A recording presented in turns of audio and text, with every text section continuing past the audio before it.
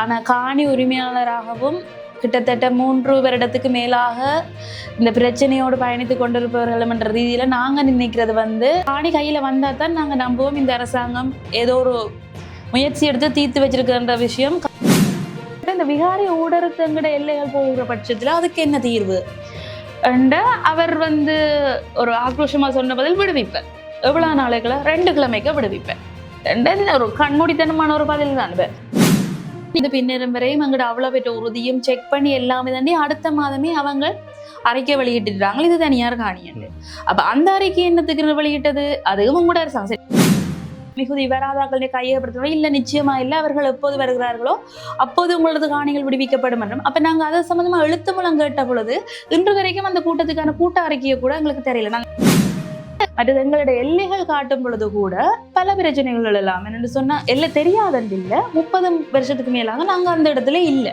எல்லைகள் அனைத்துமே அதுக்குள்ள உள்ள கட்டடங்கள் எல்லாமே தரமட்டமாக்கப்பட்டு கிணறுகள் சேவை செய்யலாம்.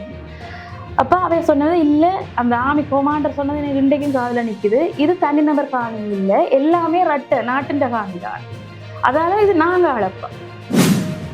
இதே பிரதேச செயலர் தான் இந்த அளவீட்டுக்கு நேரில் பார்த்து அளக்கலான்னு சொல்லி போகணும். அப்போ நான் கேட்குறேன், மேடம் நீங்கள் இதை இந்த இடத்துல நீங்கள் சொல்லணும். இவ்வளோ ஃபுல் மீடியா நிற்குது, பிரதேச செயலர் ஒரு தவறான கருத்தை பதிவு செய்கிறார், நீங்கள் கதைக்க வேணுமெண்டா அவ கதைக்கல. திஸ்ஸ விகாரி அதுக்கு பேரே வைக்கலாது. இப்போ நான் பிறந்து எனக்கு பர்த் சர்டிஃபிகேட் இருந்தால் தான் எனக்கு பேர் வைக்கலாம். இப்போ நீங்கள் ஒரு அரசு ஆவணத்தில் திஸ்ஸ விகாரின்னு பாவிக்கிறீங்கன்னா அது பதிஞ்சிருக்க வேணும். அவையிட காணி அளவிட்டு விடுவிக்கப்படும். ஒரு வசனம் சொல்ற, தெய்வாதீனமாக அந்த 17 பேர்ல ஒரு தருட காணியும் பொதுமக்கள் ஒரு தட்ட காணியும் அந்த விகார கட்டிடத்தை உடர்த்து செல்லவில்லை. எவ்வாறு அவர் அப்படியான ஒரு குற்றம் கூறுகிறார்? பண்ற மாதிரி கருத்தால அடிக்க இயலாம ஒரு ஆளை உருவ கேலி செய்த அப்படியான வீடியோக்கள் கூட பரவலா வெளியிட்டு இருக்கீங்கன்னா கூட்டிக் கொண்டு போகணும். நாங்க கேட்கிற பட்சத்துல உங்களோட பிரதிநிதியாத்தான் நாங்க அக்க போறோம்னாங்களா அந்த கூட்டத்தின் மினிட்ஸை நீங்க பாத்தீங்களா தெரியும். அந்த மினிட்ஸ் எங்கட கையில இருக்குதா? எங்களுக்கு அனுப்பினமா? எங்களோட நோக்கம் அந்த காணியை விடுவித்து அந்த இடத்துல ஒரு பௌத்த ஆக்கிரமிப்பை ஒரு சட்டவிரோத இனப்பெரம்பலோ பௌத்த ஆக்கிரமிப்பை தடுக்கிறதான் எங்களோட நோக்கம்.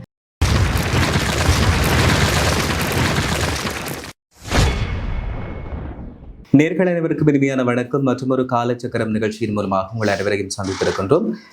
தையிட்டி திஸ்ஸ விகாரை தொடர்பான பிரச்சனைகள் நடைபெற்றுக் கொண்டிருக்கிறது. அந்த வகையில் அதனுடைய காணி உரிமையாளராக இருக்கக்கூடிய சாருஜன் சுகுமாரி அவர்கள் எங்களோடு இணைந்திருக்கின்றார். வணக்கம். இன்றைய நாளில் நாங்கள் தையிட்டி திஸ்ஸ விகாரை பற்றி தான் பேச போகின்றோங்களோடு அதில் நீங்கள் சம்பந்தப்பட்ட ஒரு நபர் காணி உரிமையாளராக இருக்கிறீர்கள். எனவே அந்த வகையில் இப்பொழுது வந்திருக்கக்கூடிய புதிய அரசாங்கம் NPP அரசாங்கம், அன்றகுமார திசாநாயக்க அரசாங்கம் தையிட்டி திஸ்ஸ விகாரை தொடர்பாக இந்த நிலைப்பாட்டில் இருக்கிறது. இப்போது இப்போ அவர்கள் ஆட்சிக்கு வரைக்குள்ள மக்களின் காணி மக்களுக்கு என்றும் தாங்கள் ஒரு இனவாத அரசா இருக்க மாட்டோம் என்ற பரப்புரைகளை கூறித்தான் ஆட்சிக்கு வந்தவர்கள். இப்போ 1.5 வருஷம் கடந்திருக்குது. இதுவரைக்கும் அவர்கள் வேணும்னா நினைக்கலாம் இது ஒரு 90% முடிவு கட்டத்தை நெருங்கி இருக்கு இந்த பிரச்சனை என்று.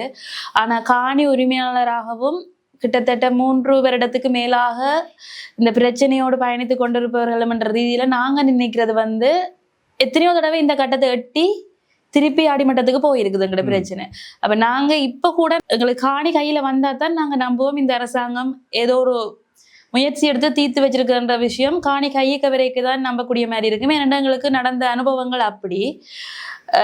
இதற்கு டிசம்பர் 20ஆம் தேதி அளவில் பகுதி அளவில் விடுவிக்கிறோம் என்று சொல்லி ஒரு கூற்று கூறியிருந்தவர்கள். அதே மாதிரி டிசம்பர் 31ஆம் தேதி கூட மாவட்ட செயலரோட ஒரு கூட்டம் நடைபெற்றது. அதுல கூட பகுதி அளவில் ஒரு பகுதி காணிகள் விடுவிக்க இருக்கின்றன என்றவாறான கருத்துக்கள் இடம்பெற்றிருந்தன. ஆனால் அவை எதுவுமே விடுவிக்கப்படவில்லை.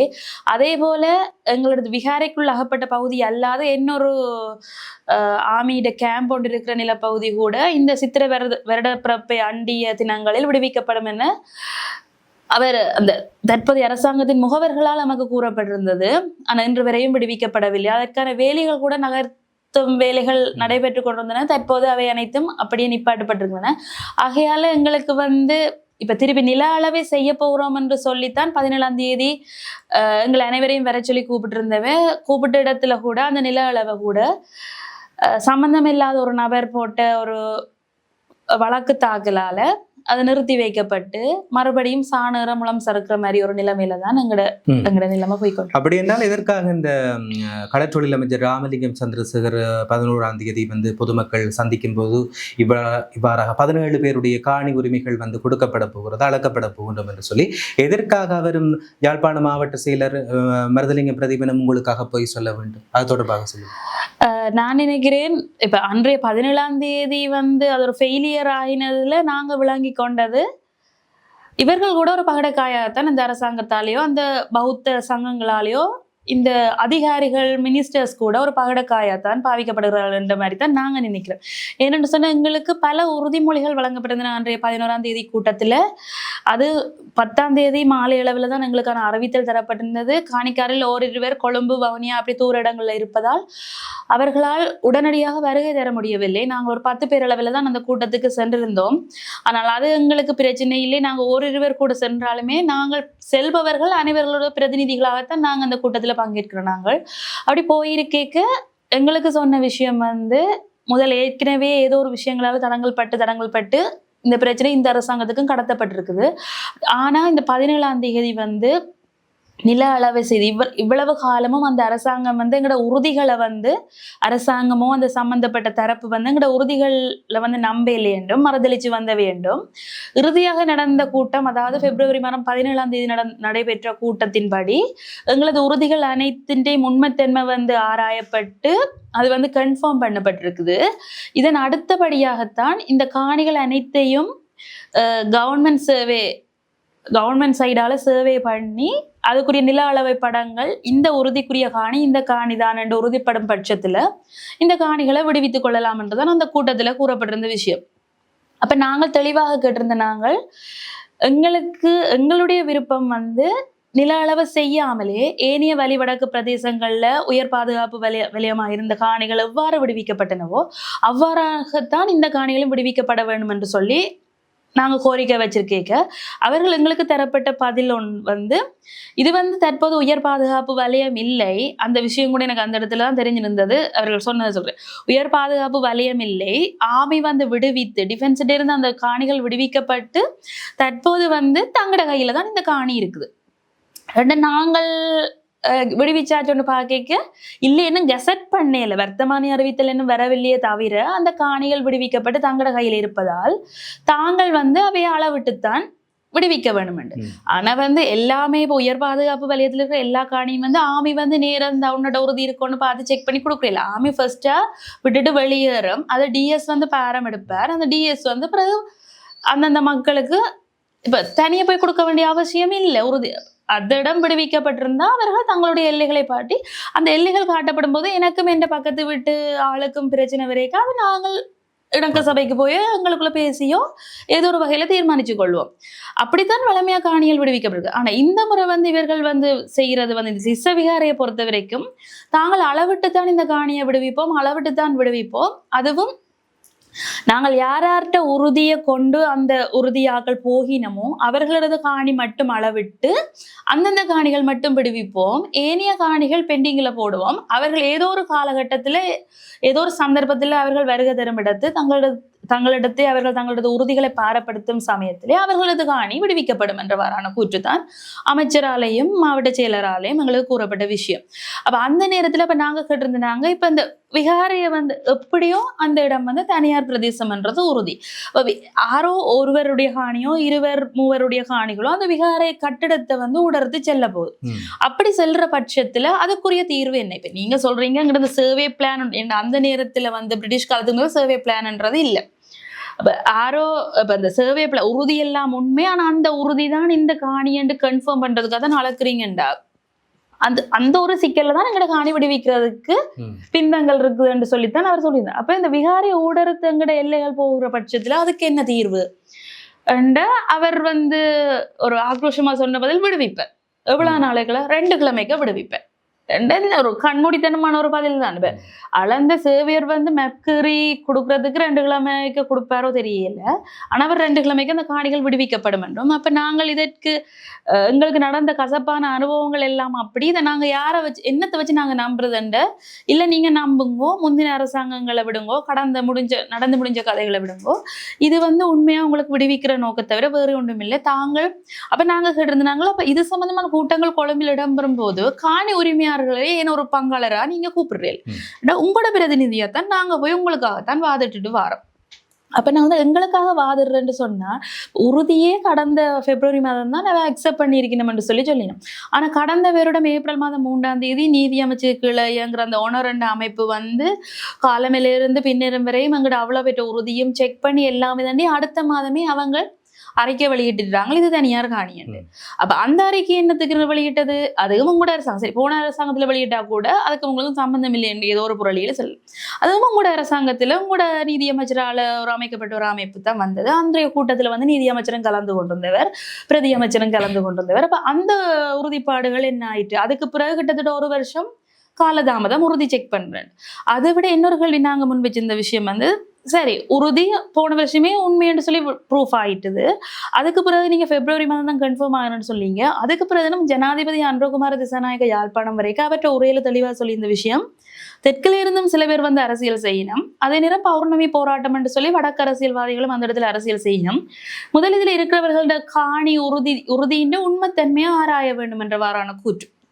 இது வந்து ஒரு பெரிய ஒரு வந்து என்ன சொல்றது பிரச்சனைக்குரிய வாதமாக தான்ங்கிறது. உறுதிகள் அனைத்தும் சமர்ப்பிக்கப்பட்டு வருடக்கணக்கில் ஆகின்றன, உண்மைத்தன்மையும் ஆராயப்பட்டு முடிவு ஆயிட்டுது. அதுக்கு பிறகும் ஜனாதிபதி அன்றகுமார திசாநாயக்க அந்த தெற்குல உள்ளவர்களை சாந்தப்படுத்துற சமாதானப்படுத்துற ஒரு நோக்கத்துல தான் இவ்வாறான ஒரு கருத்தை வந்து இங்க மேடை போட்டு சொல்லிட்டு போக, அதுல ஒரு தமிழ் பிரதிநிதி சரி எங்கட எம்பி மேர் பிரதிநிதிகள் தான் சொல்றீங்க தேசியம் கதைச்சு ஏமாத்தி கொண்டிருக்கணும்ண்டு.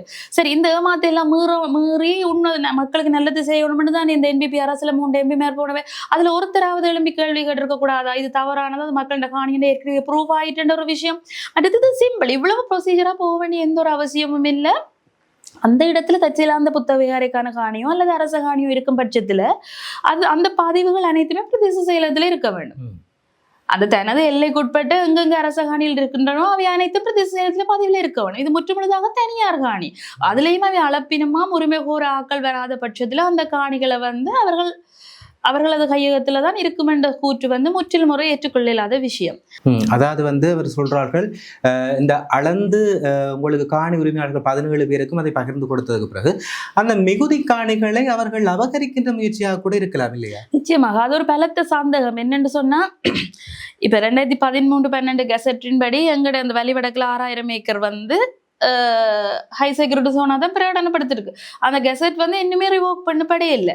அப்படியான சந்தர்ப்பத்தில் என்ன நடக்கும் சொன்னா, சில வேளை ஐடென்டிஃபை பண்ணப்படாத காணிகளை வந்து கையகப்படுத்திருக்கான சாத்திய குறுமிக அதிகமாகவே இருக்கிறது. இவர்கள் வாய்மொழி மூலம் கூறுகிறார்களே தவிர, அதுவும் அந்த கூட்டத்துல நாங்கள் கேட்ட விஷயங்கள், இப்ப நீங்க அது மிகுதி வராதாக்களுடைய கையகப்படுத்தணும் இல்லை, நிச்சயமா இல்லை, அவர்கள் எப்போது வருகிறார்களோ அப்போது உங்களது காணிகள் விடுவிக்கப்படும் என்றும். அப்ப நாங்க அதை சம்பந்தமா எழுத்து மூலம் கேட்ட பொழுது இன்று வரைக்கும் அந்த கூட்டத்துக்கான கூட்ட அறிக்கையை கூட எங்களுக்கு தெரியல. நாங்க நேற்றும் இது சம்பந்தமா போய் கதைச்சிருந்தாங்க.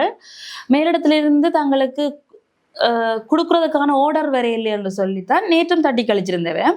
இப்ப வந்து இவை வந்து இதுல இருந்து மிக தெளிவா வந்து என்ன விளங்குது என்று சொன்னா, ஏதோ ஒரு கள்ள நோக்கத்தோட தான் அன்றைய தினம் அளவீட்டுக்காக வந்திருக்கிறார்கள். என்னன்னு சொன்னா, இப்ப குறைந்தபட்சம் எங்களுக்கு அந்த கூட்ட அறிக்கை கூட தரப்படவில்லை. மற்றது இப்ப சர்வே டிபார்ட்மெண்ட்க்கு ஒரு ரிக்வெஸ்டேஷன் வந்திருக்கணும். அந்த ரிக்வெஸ்ட்டை வந்து எங்களுக்கு காட்டியிருக்க வேணும். இந்த ஆர்டரின் அடிப்படையில நாங்க கூட காணிகளுக்கு பிரவேசிக்க போறோம் என்று சொல்லி எந்த ஒரு கடிதமுமே காட்டப்படவில்லை. அதுக்கு முதல் நான் முந்தி என்று சொல்லி ஒரு நபர் போய் வழக்கு தாக்கல் செய்ததாகவும், அந்த நபர் அந்த காணியில வந்து சட்டவிரோதமாக குடிகொண்டிருக்கிறார்.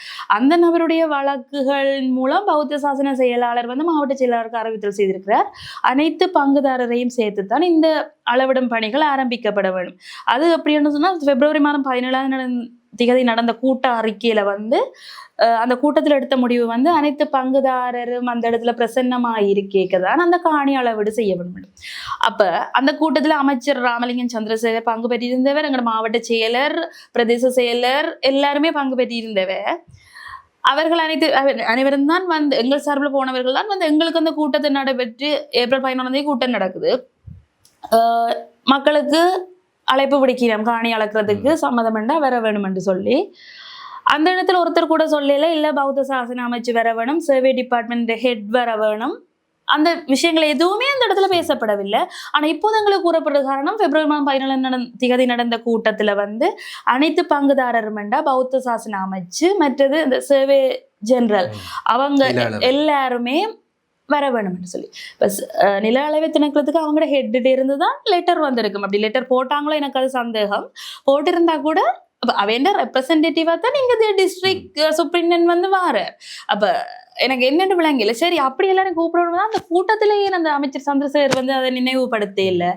இப்போ இது வந்து எங்களுக்கு பெரிய ஒரு சூழ்ச்சியா இருக்குது. ஏதோ ஒரு காரணத்தால இது பிற்போடப்பட்டிருக்கிறது. உண்மையான காரணம் வந்து பௌத்த சாசன அமைச்சு வந்து இதுல பங்கு தலையிட வேண்டிய ஜிஏ கூட இதுல தலையிட வேண்டிய எந்த அவசியம் இல்லை. முழுக்க முழுக்க இதுல தலையிட்டு இந்த பிரச்சனையை தீர்க்க வேண்டியது பிரதேச செயலர்.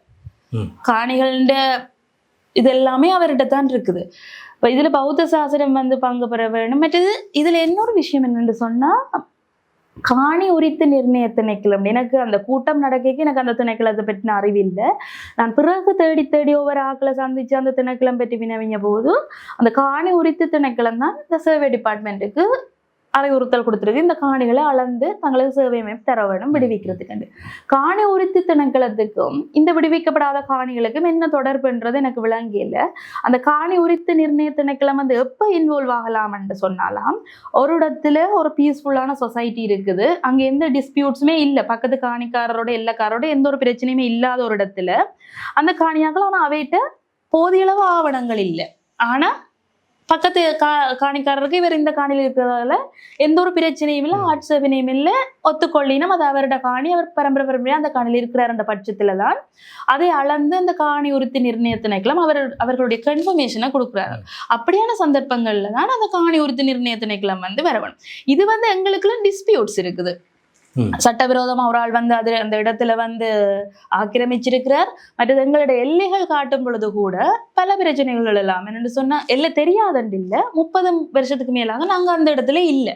எல்லைகள் அனைத்துமே அதுக்குள்ள உள்ள கட்டடங்கள் எல்லாமே தரமட்டமாக்கப்பட்டு கிணறுகள் கூட மூடப்பட்டு முந்தின காலங்கள்ல இந்த ஆடுகால்ப்பு வருஷம் அப்படியான எல்லைக்கு அப்படியான இதுகள் பாவிப்பது உண்டு. அனைத்துமே தரமட்டமாக்கப்பட்டு எல்லை கல் இருந்தால் கூட அவை கூட கிளறப்பட்டு ஒதுக்கப்பட்டிருக்கலாம். அப்படியான ஒரு வெட்ட வெளி பங்காடுகள் உள்ள பிரதேசத்தில் திடீரென காணிக்காரர்கள் அந்த நேரத்தில் அந்த காணிக்குள் வசித்தவர்கள் தோட்டம் செய்தவர்கள் இந்த நேரம் வந்து அவர்கள் ஒரு சுய நினைவுல இல்லாத வயது முதிர்ந்தவர்களாகவும் இதையுமே யோசித்து அறிய இல்லாத நிலைமையிலும் இருக்கிறார்கள். இப்ப வந்து ஒரு திடகாத்திரமா சுய நினைவோடு இருக்கிறவர்கள் அந்த நேரம் பிறந்திருக்கவில்லை, இல்லை அந்த நேரம் குழந்தைகளாக அந்த நேரம் அறிவு தெரியாதவர்களாக இருந்திருக்கலாம். அவர்களை வைத்து எல்லையை காட்டும் பொழுது எங்களது எல்லை காட்டும் பொழுது எங்களுக்குள் வரும் முரண்பாடுகள் வந்தால் அந்த அளவை வந்து செய்யப்பட முடியாது. அந்த நேரத்தில் அவர்கள் ஏதாவது சூட்சுமமாக முடிவெடுக்கக்கூடும். அந்த காணி உரித்து நிர்ணய திணைக்களமோ அந்த சர்வே டிபார்ட்மெண்ட் அந்த எங்களுக்கு வர டிஸ்பியூட்ஸை பயன்படுத்தி கூட ஏதாவது சூட்சுமமான முடிவு அரசு சார்பான அல்லது அந்த சட்டவிரோத ஆக்கிரமிப்பாளர் சார்பான முடிவுகள் எடுக்கிறதுக்கான சந்தர்ப்பமாக தான் அவர்கள் எங்களை பாவிக்க விளக்கிட்டு இருக்கிறார்கள்.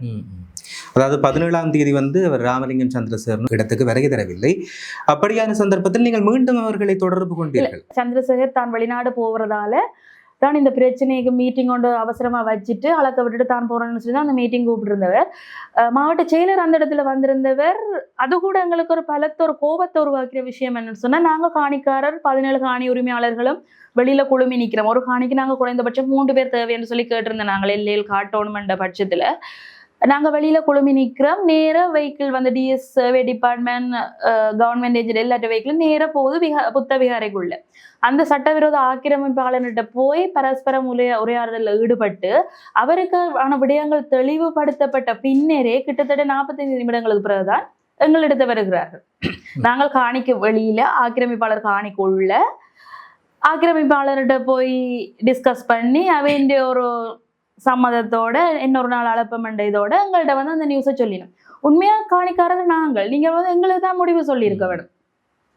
அப்ப அந்த இடத்துல நாங்க 2-3 கேள்வி முன் வச்சிருந்தோம். நாங்கள் இப்ப வந்து என்ன காரணத்துக்காக தடைப்படுதுன்னு சொன்னா, இல்ல பௌத்த சாசன அமைச்சு குறிப்பிட்ட சில பேர் வர வேணும், அதால இன்னொரு திகதி வந்து உங்களுக்கு தருவோம். அப்ப நாங்க அதுக்கு 2 நாளைக்கு நாங்க மீட்டிங் மினிட்ஸ் வேணும்னு சொல்லி லெட்டர்ல எழுத்துல கொடுத்துருந்தோம். நாங்க அப்ப எங்களோட மினிட்ஸ் தரப்பட இல்லையான்னு கேட்க அது தரப்படும், இன்றைக்கு அளவே இல்லை. அப்ப நாங்க திருப்ப மற்ற இன்னொரு பிள்ளையான தகவல் ஒன்று வந்து மாவட்ட செயலர் வந்து சொல்லியிருந்தவர், 2024 கூட இப்படி ஒரு நில அளவை செய்யவளுக்கிட்ட இடத்துல மக்கள் வராமலோ அல்லது மக்கள் அனுமதிக்காமல் வந்து அது குழப்பப்பட்டது. அதில் தான் அந்த மீட்டிங்ல கதைச்சவரா. அதால இனியொரு தடவை அப்படி குழப்பப்படக்கூடாதுன்னு சொன்னா அந்த மக்களையும் கூப்பிட வேணும். அது என்ன அப்ப அதன் அர்த்தத்தை பாருங்கோ, மக்களை கூப்பிடாமலும் அளக்கலாம். ஆனா இப்படியான குழப்பங்கள் வராம இருக்க வேணும்னு சொன்னா மக்களை கூப்பிட வேணும். மக்களை கூப்பிடாம அளக்கவே இயலாது. ஆனா அந்த இடத்துல நான் திருப்ப சுட்டி காட்ட அவர் அதுக்கு எந்த ஒரு பதிலுமே கொடுக்கல. 2024 மக்கள் குழப்பம் இல்லை. இதே மாதிரி நாங்கள் அன்றும் நானும் போயிருந்தேன். அந்த நேரம் அப்பைக்கு ஆர்மி கூட இன்வால்வ் ஆகியிருந்தது அந்த சட்டவிரோத கட்டிடத்துல. ஆர்மி கொமாண்டர் வந்து 512 கொமாண்டர் வந்து சொல்லியிருந்த விஷயம் மக்களை உள்ளுக்கு எடுக்க இயலாது. அப்ப டிஎஸ்எல் சர்வே டிபார்ட்மெண்ட் ஆகியோ பண்ணது அந்தந்த காணிக்காரர் இல்லாம நாங்க வந்து சர்வே செய்ய இயலாது. அப்ப அவ சொன்னது இல்ல, அந்த ஆர்மி கொமாண்டர் சொன்னது எனக்கு இன்றைக்கும் காதுல நிக்குது. இது தனிநபர் காணி இல்ல, எல்லாமே நாட்டின் காணி தான். அதால இது நாங்க அளப்போம். எந்த இடத்துல வந்து சர்வே டிபார்ட்மெண்ட் வந்து நாங்க எல்லாம் காட்டாம அளக்கலாது. அப்ப அந்த ஒரு விஷயத்துல அது குழம்புப்பட்டு போனாங்க. அது இப்ப எப்படி மருவி வந்திருக்குன்னு சொன்னா அந்த குறிப்பிட்ட மக்கள் சம்மதிக்காததால அந்த அளவீடு குழப்பப்பட்டு அந்த விகாரைக்கான தீர்வு வழங்கப்படவில்லை. இந்த விஷயம் 11ஆம் தேதி கூட்டத்திலேயே மாவட்ட செயலர் சொல்லிக்க நான் மறத்திருந்தேன். இது வந்து தவறான தகவல். அதே விஷயம் மீளவும் கதைக்கப்படுது என்று சொன்னா அந்த இடத்துல பிரதேச செயலர் பிரசன்னமாகி இருக்கிறார். இது கடந்த 2024 இதே பிரதேச செயலர் தான் அந்த அளவீட்டுக்கு வந்து நேரில் பார்த்து அளக்கலான்னு சொல்லி போகணும். அப்ப நான் கேட்கிறேன், மேடம் நீங்க இதை இந்த இடத்துல நீங்க சொல்லணும். இவ்வளவு ஃபுல் மீடியா நிக்குது, பிரதேச செயலர் ஒரு தவறான கருத்தை வந்து பதிவு செய்யற, நீங்க கதைக்க வேணுமெண்டா அவ கதைக்கல. அப்ப இதுகள் பல தவறான விஷயங்கள். நாங்க வந்து அந்த கடிதத்துல கூட இவை அரச தரப்புல ஏதாவது கடிதங்கள் இந்த விகாரை தொடர்பாக பரிமாறப்படைக்க கூட நாங்க கூறுற விஷயம் வந்து நீங்க திஸ்ஸ விகாரைக்கான காணி அளவிட்டு பணி என்று சொல்லி எந்த ஒரு வேர்டுமே பாவிக்கலாம். திஸ்ஸ விகாரை என்றதுக்கு பேரே வைக்கலாது. நான் பிறந்து எனக்கு பர்த் சர்டிபிகேட் இருந்தா தான் எனக்கு பேர் வைக்கலாம். நீங்க ஒரு அரசு ஆவணத்துல திஸ்ஸ விகாரின்னு பாவிக்கிறீங்கன்னா அது பதிஞ்சிருக்க வேணும். பதிகிறேன்னு சொன்னா அதுக்குரிய ஆவணங்கள் தேவை. நாங்க 2025 மார்ச் மாதம் பௌத்த சாசன அமைச்சரை சந்திச்ச போது அவர் தன்னை டாக்குமெண்ட்ஸ் பார்த்துட்டு சொன்னவர் இல்லை இது பதியப்படவில்லை. பதிய இயலாது. ஏதாவது ஆட்டோமேட்டிக் வேலைகள் செய்து பதிஞ்சால் தவிர மற்றபடி காணிக்கான எந்த ஒரு ஆவணங்களும் இல்லாம அந்த சட்டவிரோத கட்டிடம் வந்து பதிய முடியாது. அப்ரூவலும் இல்லை. அப்படியான ஒரு கட்டிடத்தின் பேரை நீங்க திஸ்ஸ விகாரைக்கான காணிகள் அளவீட்டு பணிகள் என்று கூட ஒரு அரச கடிதத்துல வந்து இதெல்லாம் சரியான ஒரு ஆபத்தான விஷயமா முடியும். அவங்க கடைசியில ஏதோ ஒரு பிரச்சனையில கோர்ட்ஸுக்கு போய் கூட இந்த லெட்டர்கள் கூட ஆதாரங்களாக அமையக்கூடும். நாங்க அவ்வளவு தூரம் நாங்க நுணுக்கமா இருக்கே இவை வந்து ஒரு மக்கள் குழப்பின ஒரு தவறான வதந்திய பொறுப்பான அரசு அதிகாரிகள் பாவிக்கிறது வந்து ஒரு கண்டனத்துக்குரிய விஷயம். நிச்சயமாக. அதாவது வந்து இந்த திஸ்ஸ விகாரையினுடைய காணி உரிமையாளர்களாக நீங்கள் இருக்கின்றீர்கள். இப்படி இருக்கிற நேரத்தில் அவர்கள் எப்படி அதை தங்களுடைய காணி என்று சொல்லி கொண்டாட முடியும்? அதாவது ஒரு வீட்டுல 2 நாய் நிக்க கூடாதுன்னு சொல்லுவாங்க, பிரச்சனை வரும்னு சொல்லி. அதே மாதிரி ஒரு இடத்துல என்ன 2 உறுதிகளை கொண்டு வரலாம்? நிச்சயமா அந்த உறுதிகள் எல்லாம் கன்ஃபார்ம் சொல்லினோம். இப்ப ஆனா அந்த உறுதிக்குரிய காணி தான் இந்த காணின்னு கன்ஃபார்ம் பண்ண சொல்லினோம். அப்ப நாங்க இருக்கிறோம் அதுல சட்டவிரோத ஆக்கிரமிப்பாளர்கிட்ட ஏதாவது ஒரு ஆவணம் இருக்கா?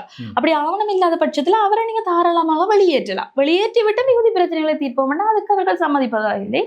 கடந்த 15ஆம் தேதியோட நாங்க மாவட்ட செயலரை சந்திச்சிருக்கேக்க அவர் சொன்னவர் இல்ல அது விடுவிக்கப்படும், என்ன நம்புங்கோ, 17 பேரும் உறுதி கொண்டாட பட்சத்துல அவையிட காணி அளவிட்டு விடுவிக்கப்படும். ஒரு வசனம் சொல்ற, தெய்வாதீனமாக அந்த 17 பேர்ல ஒருதரிட காணியும் பொதுமக்கள் ஒருதட்ட காணியும் அந்த விகார கட்டிடத்தை ஊடறுத்து செல்லவில்லை. எவ்வாறு அவர் அப்படியான ஒரு குற்றம் கூறுகிறார்? சில வேளை நாங்க உறுதி கொடுத்த 17 பேர்ட்ட காணி வந்து அதை ஊடறுத்து செல்லாம இருக்கலாம். ஆனா ஏதோ ஒரு தனிநபருடைய காணி அந்த விகார கட்டிடத்தை ஊடறுத்து செல்லக்கூடும். அந்த நபர் இதுவரைக்கும் அடையாளம் காணப்படாமல் இருக்கலாம். அது வேறு கதை. ஆனால் அந்த இடத்தில் ஒரு அரச காணியோ இல்ல ஒரு பௌத்த சாசன அமைச்சுக்கோ அந்த கோவிலுக்கோ சொந்தமான காணி இருப்பின் அது சம்பந்தமான பதிவுகள் இருக்க வேணும். அந்த பிரதேச செயலகத்துல மாவட்ட செயலகம் அனைத்திலுமே அது சம்பந்தமான பதிவு இருக்கணும். அப்படி எந்த ஒரு பதிவுமே இல்லாத பட்சத்துல கூட அவர்கள் சொல்றால் தெய்வாதீனமாக உங்களுடைய காணிகள் ஊடறுத்து செல்லவில்லை என்றால் அவர்கள் என்ன நம்புகிறார்கள்? அது சில விளைவிகாரைக்குரிய காணியாகவோ எதுவாகவோ இருக்கக்கூடும் என்ற சந்தேகம் அவருடைய மனத்தில் இருக்கிறது. சில வேளைகளில் இப்படியும் அவர்கள் சொல்லலாம், அதாவது ஏற்கனவே அளவீடு செய்து இவையே பிரித்து கொடுத்து விடலாம். விகாரைக்கென்ற காணிகள் யாரும் கை வைத்து விட மாட்டார். அவர்களுக்கு காணிதானே வேணும், காணியை கொடுத்து விட்டு விகாரையை கைப்பற்றுவோம் என்கின்ற ஒரு சில வேளையில அப்படியான ஒரு திட்டமிடல்களும் நகர்த்தி. ஆனா அப்படியான மனநிலை கூட தவறுதானே. அது வந்து ஒரு தனிநபர் இல்ல. இப்ப வந்து நான் வந்து இந்த காணி ஒரு தனிநபர் என்ற பரம்பரை கதையின்படி அதுல ஒரு பொன்னை ஆண்டவரால் இருந்தவரண்டா அவற்றை பரம்பரை இப்ப உயிரோட இல்லாம இருக்கலாம். அதுக்காண்டி அது அரச காணியா பௌத்த சாசனத்துக்கு உரிய காணி இல்ல தர. அது பிரைவேட் லேண்ட்னா பிரைவேட் லேண்ட். அவர் இப்ப இல்லாட்டிலும் எப்போ ஒரு நாள் அவற்றை சந்ததியில யாரோ ஒரு நாள் அதுக்குரிய ஆவணங்களோட வரக்கூடும். விளங்குது தானே? அதை அவர் என்ன ஒரு அர்த்தத்துல அப்படி சொன்னாருன்றது எங்களுக்கு ஒரு பலத்த சந்தேகம். சிலவில் அனைவரும் ஒன்றிணைந்து தாரவாக்குற ஒரு சந்தர்ப்பம் நடக்குதோ தெரியல. இப்ப நாங்க இந்த இடத்துல தனியா காணிக்காரரா எங்களால உண்மையா அவங்களோட ஃபைட் பண்ண இல்லாம இருக்கு. இரண்டங்களுக்கு சட்ட ரீதியான அறிவு இல்ல, தர்க்க ரீதியான அறிவுமே எங்களுக்கு குறை. இப்படி ஒரு பலம் வாய்ந்த ஒரு அரசோட நாங்க மோதைக்க எங்களோட கட்டாயம் சட்ட வல்லுநர்கள், அரசியல் அனுபவம் இந்த எல்லாருமே இணைஞ்சாதான் நாங்கள் அவர்களோட சண்டை போட்டு எங்களோட நியாயங்களை நிரூபிக்க முடியும். தொடர்ச்சியாக உங்களுக்கு இப்படியான பிரச்சனைகள்ல ஈடுபடுகின்ற பொழுது எதிர்ப்புகள் இருக்கும் இல்லைன்னு சொன்னால் அரசாங்கம் சார்ந்து மறைமுகமான சில பிரச்சனைகள் வரலாம் இல்லையா? அப்படியான மறைமுக பிரச்சனைகள் இப்பொழுதும் தொடர்கிறதா? இன்றைக்கும் தொடர்ந்தது ஒரு பிரச்சனை. என்னன்னு சொன்னா நாங்க எங்கட பிரச்சனைகள் ஒரு பூதாகரமா வெளியில அது சம்பந்தமா எல்லா இடமும் அது ஒரு பேசு பொருளா இருக்கேக்க நேரடியாக அரசாங்கமும் இல்லை எங்கட எதிர்த்தரப்போ நேரடியாக எங்களோட கதைக்க வேண்டிய அவசியம் இல்லை. இப்பதான் தொழில்நுட்பங்கள் இதா வந்திருக்கேக்க நிறைய ஃபேக் ஐடிஸ்ல கூட நிறைய டிஸ்கிரிமினேட் பண்ற மாதிரி கருத்தால அடிக்க இயலாம ஒரு ஆளை உருவ கேலி செய்து அப்படியான வீடியோக்கள் கூட பரவலா வெளியிட்டு இருக்கீங்கன்னா அதை அரசு தரப்பு ஆதரவாளர்கள் கூட நிறைய இடங்களை ஷேர் பண்றதை காணக்கூடிய மாதிரி இருக்குது. ஆனா நாங்க இதுகளுக்கெல்லாம் இப்ப நாங்க எங்கட நோக்கம் அந்த காணியை விடுவித்து அந்த இடத்துல ஒரு பௌத்த ஆக்கிரமிப்பை ஒரு சட்டவிரோத இனப்பெரம்பலோ பௌத்த ஆக்கிரமிப்பை தடுக்கிறதான் எங்கட நோக்கம். நாங்க எங்கட இலக்க நோக்கி போயிருக்க இப்படியான இதுகள் எல்லாம் நாங்க உண்மையா கணக்கெடுக்கிற அளவுக்கு நாங்க போகல, ஓரளவு பக்குவப்பட்டிருக்கோம். அதாவது அதேவேளை அவர்கள் ஏற்கனவே உங்களுடைய மக்கள் பிரதிநிதிகளாகத்தான் இந்த கலந்துரையாடல்களில் ஈடுபடுகிறார்கள் என்று சொல்கிறீர்கள். அந்த நேரத்துல நீங்கள் இல்லை இல்லை நாங்கள் வருகின்றோம் என்று சொல்லி எப்படி போயிருக்க கூடாதா? கேட்டு நாங்க கேட்க இல்ல உங்களோட பிரதிநிதியா தான் நாங்க போறோம் வேண்டும். அப்புறம் அன்றைக்கு என்ன ஒரு இது அவர் அந்த விகாரை சட்டவிரோத திசை விகாரைக்கு முன்னால் நாங்க குழுமி இருந்து நாங்க அவரை கேள்வி கேட்டு கொண்டிருக்கிறோம். சொல்ற இல்ல நான் உங்களுக்காகத்தான் நாங்க போய் உங்களோட பிரதிநிதியா எங்களை கூட்டிக் கொண்டு போகணும் நாங்க கேட்கிற பட்சத்துல உங்களோட பிரதிநிதியா தான் நாங்க அக்க போறோம். நாங்களும் அந்த கூட்டத்தின மினிட்ஸை நீங்க பாத்தீங்களா தெரியும். அந்த மினிட்ஸ் எங்கட கையில இருக்குதா? எங்களுக்கு அனுப்பினமா? எவ்வளவு தூரம் ஒரு பாமர மக்கள் என்ற ரீதியில அவர் தான் ஒரு ஆளுமையான ஒரு பதில் சொல்லிக்க நாங்க ஆட்டோமேட்டிக்கா சரியாத்தான் சொல்றாரோ என்ற ரீதியில் அந்த ஓரிருவர் அந்த இடத்துல மிகவும் விழிப்படைந்து இல்லை எங்களுக்கு மினிட்ஸ் இல்லை என்று கேட்கிற பட்சத்துல அவரோட எந்த பதிலும் இல்லை. இங்க எங்களோட வச்சு நடந்த மீட்டிங்ல மினிட்ஸே தாரீங்க இல்லை, எங்களை விட்டுட்டு நீங்க அங்க போன மினிட்ஸ் எங்களுக்கு எப்படி தருவீங்க? மினிட்ஸ்ல தான் உங்களுக்கு ஆகிய பண்ணலாம் இருக்கு, நீங்க பாத்தீங்கன்னா தெரியுமா நாங்க எங்க போய் பாக்குறது? நீ ஆர்டிஐ போட்டு தான் எடுக்கணும். ஆர்டிஐ போட்டு அவன் 14 நாள் ஆண்டுவான், அப்புறம் தரையில ஆண்டுவான், அது எங்க போய் அதுக்கிடையில நீங்க அளந்திஞ்ச காணியை சுவீகரிச்சு முடிச்சிடுவீங்க. இப்ப இதெல்லாம் ஆர்டிஐ போட்டு எடுக்க வேண்டிய அவசியம் இல்லை, நேரடியாக எங்களுக்கு தர வேண்டிய உரிமை உள்ள விஷயங்கள் தானே. சரி, இப்பொழுது இந்த ஏமாற்றமாக இருக்கிறது 17ஆம் தேதி அளவீடுன்னு சொல்லி தொடர்பான விடயங்கள் நடைபெறவில்லை, சாதகமான பதில் எதுவுமே உங்களுக்கு கிடைக்கவில்லை. ஆனால் அடுத்த கட்ட நடவடிக்கை ஏதாவது அரசு தரப்பிலிருந்து வந்திருக்கிறது? அடுத்த கட்ட இதுவரைக்கும் இன்னும் அடுத்த கட்ட நடவடிக்கை பற்றி எந்த ஒரு கூட்டமும் எங்களுடன் நடைபெறவில்லை. ஆனால் நாங்கள் காணிக்காரர்களாக ஒரு முடிவை ஆலோசிச்சு வருகிறோம்.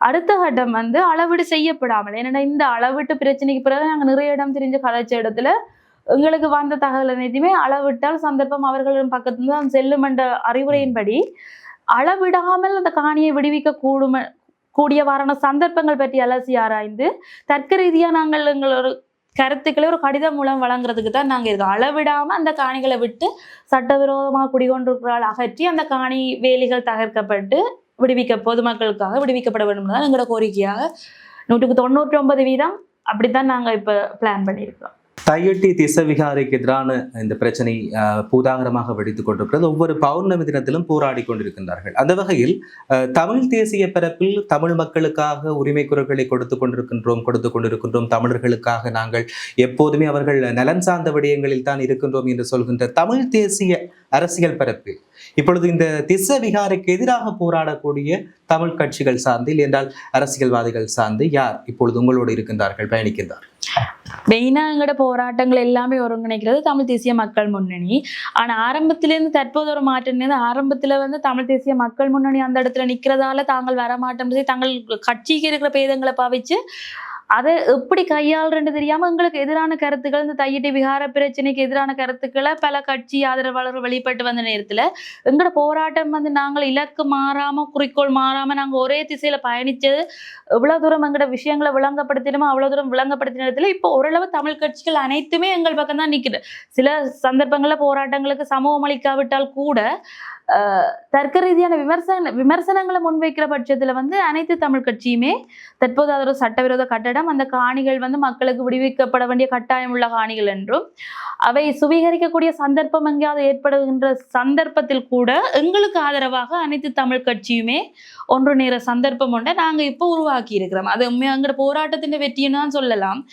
ஒரு 20 தடவைகளோட அந்த போராட்டத்தை முடிக்காம கிட்டத்தட்ட 3 வருடங்களுக்கு மேலாக நாங்க போராடி வந்து எல்லாரையுமே எங்களோட பக்கம் திசை திருப்பி எங்களோட இணைஞ்சு பயணிக்க வைக்கிற அளவுக்கு அந்த போராட்டம் வெற்றி தந்திருக்கு.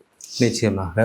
எனவே தொடர்ச்சியான போராட்டங்கள் மூலமாகத்தான் இப்படியான தையிட்டி திஸ்ஸ விகாரைக்கு எதிராகவோ இல்லை என்று சொன்னால் அந்த காணிக்கு ஒரு காணி உரிமையாளர் என்ற ரீதியில காணியை கைப்பற்றுவதற்கான நடவடிக்கைகள் மேற்கொள்ள முடியும் என்பது உங்களுடைய ஒரு எதிர்பார்ப்பாக இருக்கிறது.